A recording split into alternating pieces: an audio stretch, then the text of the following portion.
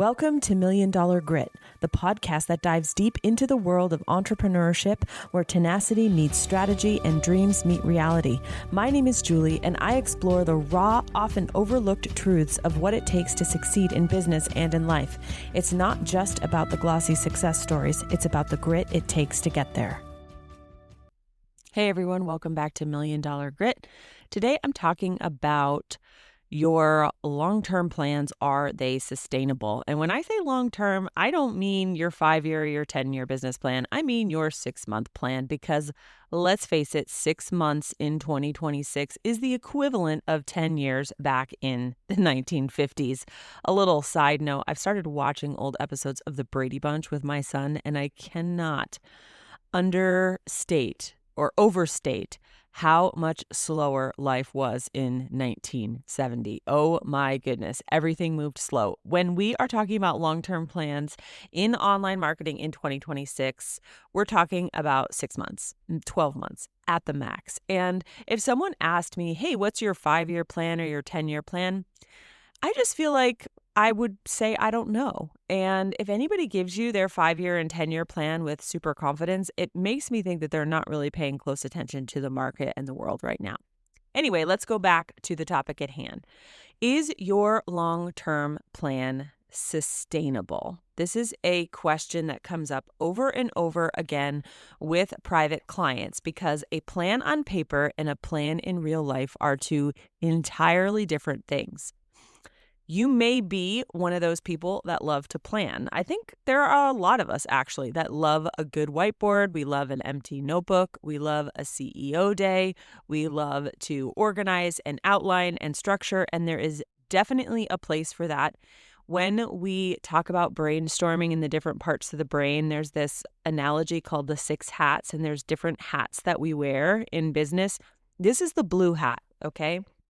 The blue hat is the hat that you wear when you're making plans. Sometimes you're also wearing a green hat.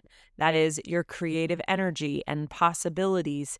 You might also be using your yellow hat, which is about, sort of the positive values. What are going to be the benefits to you, to your business, to your bank account, to your customers, to your clients, right? So when you do a plan on paper or on a whiteboard, you're using a lot of blue, green, and yellow.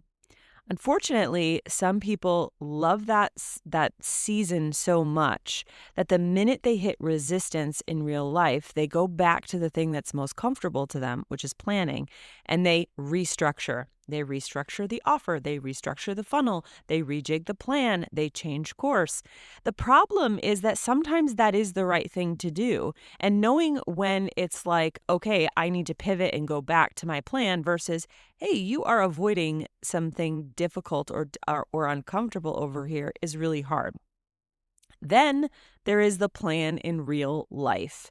The plan in real life is action, and some of you might be great action takers. You love to take action. You feel good when you're in motion, and you actually feel scared and unsure when you're stationary. There's others of you where that's not your favorite part, and you just have to know your personality. I prefer to be in action. In fact, standing still makes me quite nervous. This can lead to burnout. This can lead to overworking, overfunctioning. If you are the opposite and you get paralyzed, you might be the kind of person that likes to stay at the whiteboard, stay in learning, stay in planning, and it depends. The point that I think a lot of people get tripped up on is the difference between a whiteboard plan and a real life plan. And that gap is where I see most people fall down. And if you are hiring a coach or a consultant, or you're learning from a teacher that's really good at planning, they have real organized structures and frameworks, but they're not actually super capable or gifted at helping you walk through the plan, you may come away from that experience feeling like you're the problem, or, you failed the system. And not to take out any personal responsibility, because you probably did do something that you shouldn't have done. But also, people who give you great plans but don't actually test those plans in real life or walk you through those real life plans, there is a gap there. Let's use a real life example to talk about the difference between a plan on paper and a plan in real life. And the question I posed at the top of the hour is your plan sustainable? Really, what I'm asking when I say that is, does your plan work in real life? It works on paper.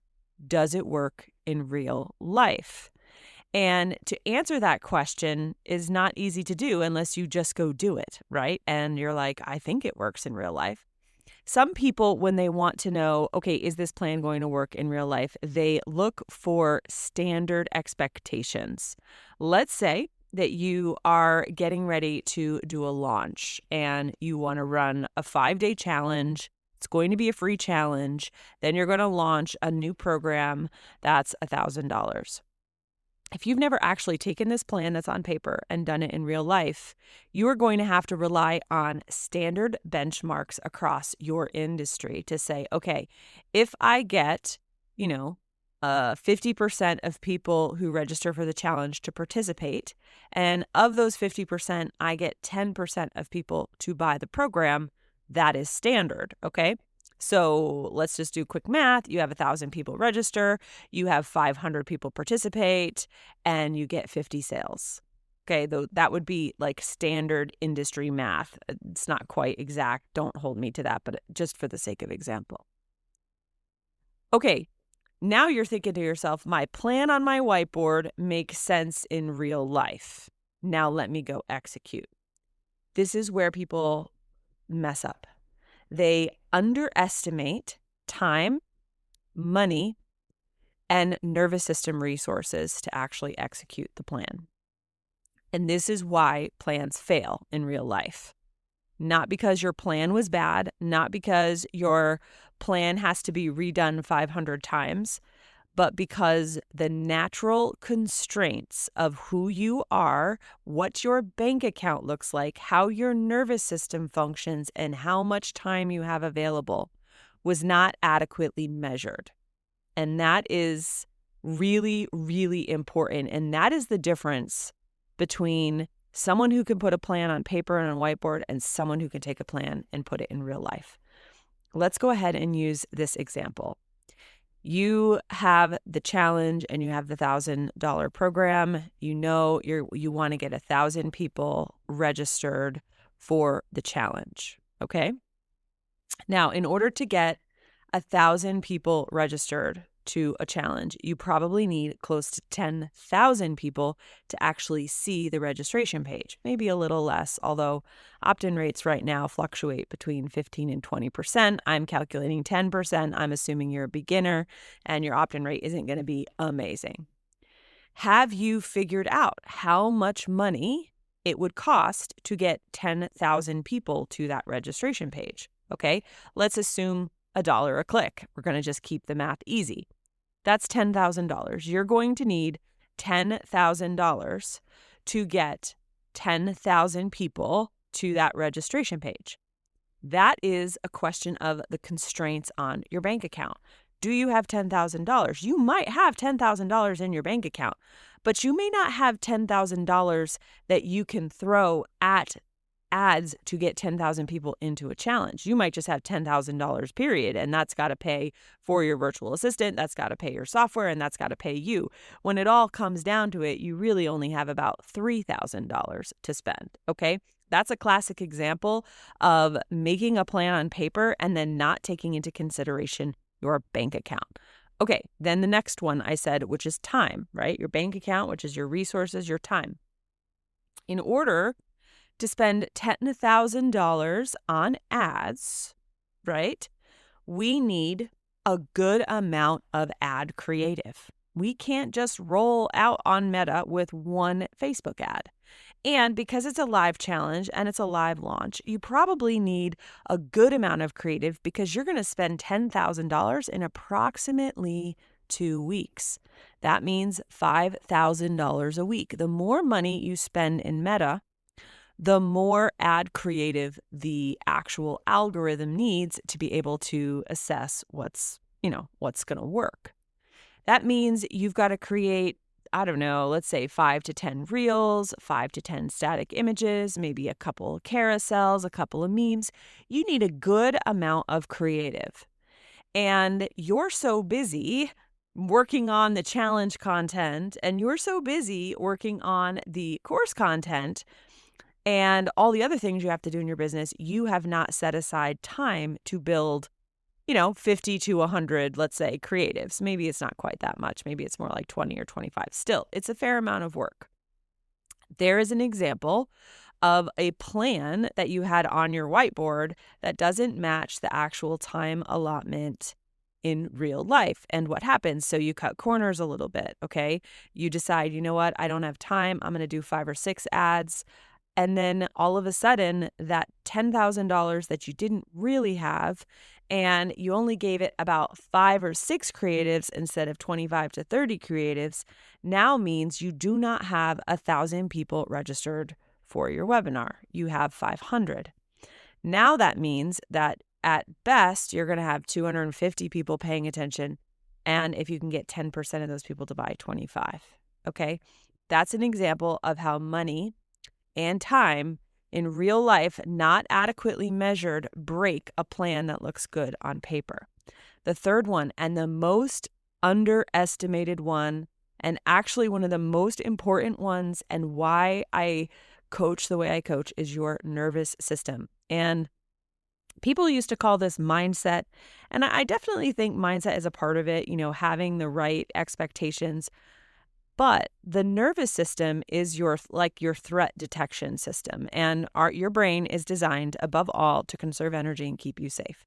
And at any point in your plan, if you trigger or trip something that signals to the brain that you might be in danger, and remember, for a lot of us, danger isn't like a bear is chasing us. Danger is our bank account is down. Danger is we don't have time to take a shower or get a good night's sleep, right? Those are all going to trigger danger. There's also another type of danger that we recoil back from, and that is rejection, failure. I'm not good enough. I'm not capable. All of those things. If anything in that plan requires you to not be triggered by those things, and you are not prepared for that, you're not prepared to regulate your nervous system through the ups and downs, you will 100% sabotage. Not because you're stupid, not because you're not qualified, but because the nervous system and that part of the brain works independent of your prefrontal cortex, the part of your brain that says, here's our plan, here's the logic, here's how we're going to do it, does not come online when you are under threat. And it's not a matter of willpower or motivation or I'm ADHD or procrastinate, none of that. As long as your nervous system feels unsafe, it will rule your plan. If we take the example that I've just laid out here, which is you didn't have enough money really, but you spent it anyway.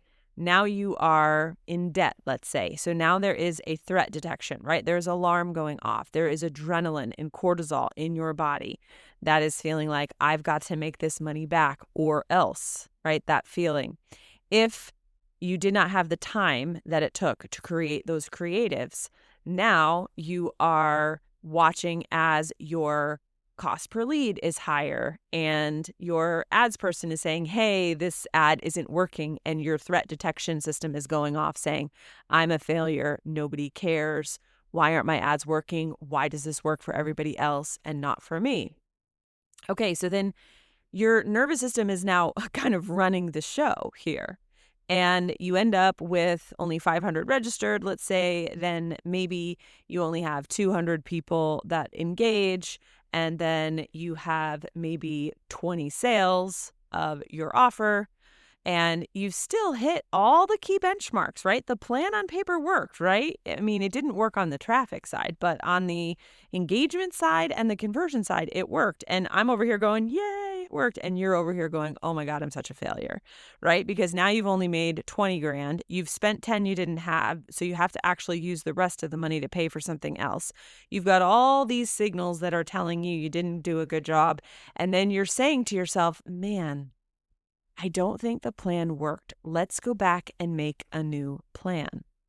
And then you go back to the planning. You say that challenge didn't work. I'm not sure that offer is going to work. You know what? Maybe I should make that offer low ticket because you know what? No one's paying $1,000 anymore because, Amy Porterfield shut down her $2,000 course, right? And you go back to planning because planning is safe.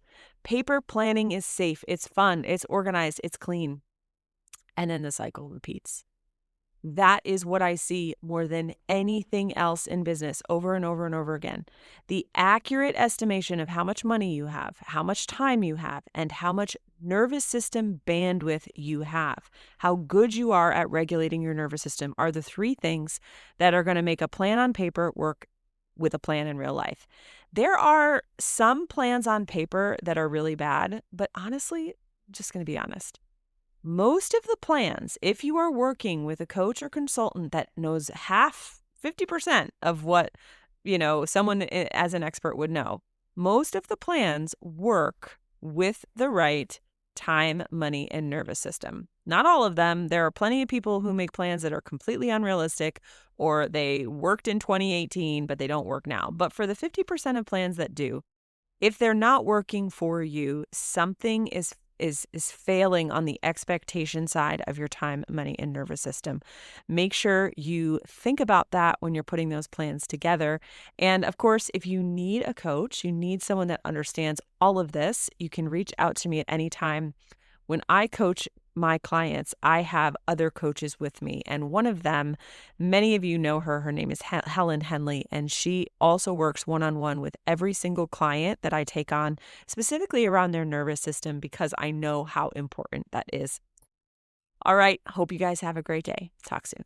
And there you have it, folks. Another dose of $1 Million Grit. I hope today's episode has left you feeling inspired, equipped, and ready to face your own entrepreneurial journey with resolve. Remember, until next time, embrace the struggle, harness your grit, and keep pushing forward. You're stronger than any challenge you face. I'm Julie, and this has been $1 Million Grit.